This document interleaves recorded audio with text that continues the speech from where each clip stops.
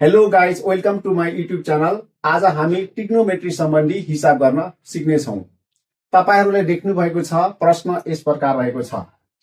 If cos theta equal to 4/5, find the value of 5 sin theta plus 3 cot theta. अब हल गरौँ।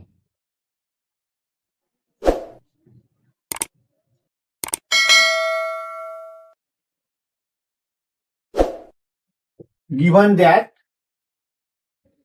cos theta equal to 4/5, हाम्रो प्रश्न रहेको छ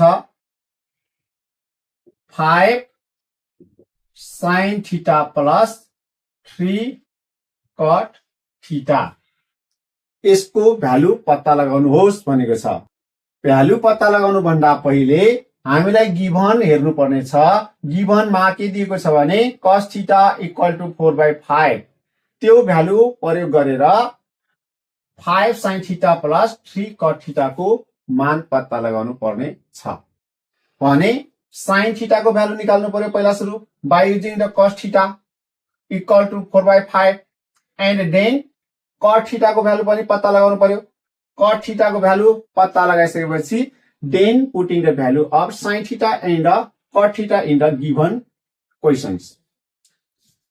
Now sin theta को भ्यालु पत्ता लगाउँ भाइ। sin theta इक्वल टु हामीलाई थाहा छ formula 1 minus cos square theta। अब के गर्ने, putting the value of cos theta from given equal to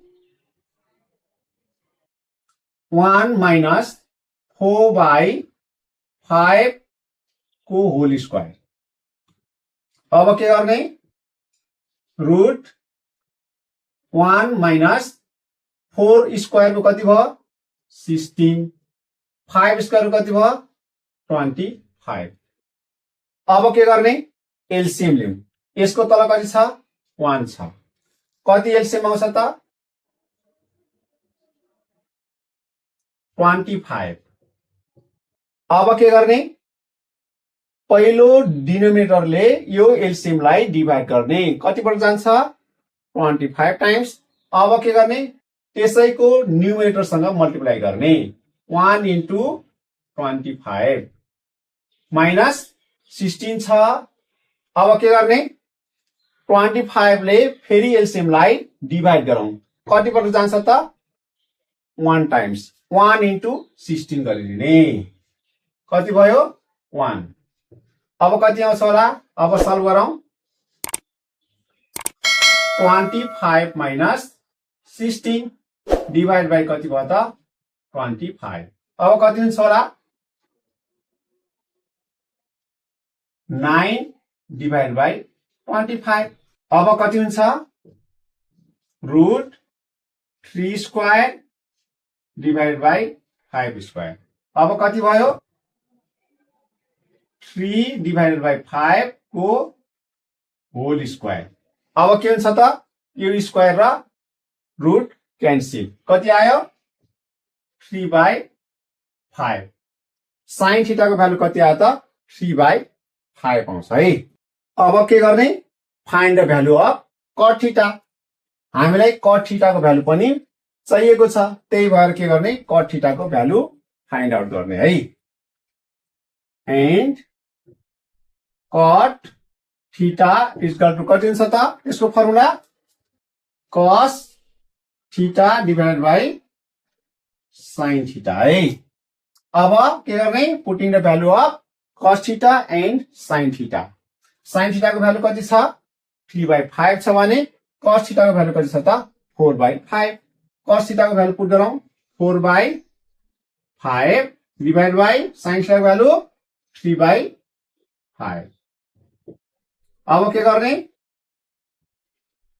4/5 into उल्टो गरिदिने है 5/3।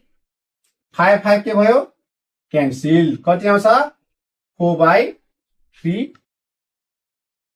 अब के गर्ने, putting the value of sin theta and cot theta in the given question. Therefore, 5 sin theta plus 3 cot theta. यसको भ्यालु पत्ता लगाउनु पर्ने छ। अब putting the value of sin theta and cot theta. 5 into sin theta को value कति छ 3/5 plus 3 into cot theta को भ्यालु कति छ 4/3. 5 र 5 के भयो क्यान्सिल, 3 र 3 के भयो क्यान्सिल, कति हुन्छ त 3 plus 4 equals to कति आन्सर आयो 7. That is the correct answer.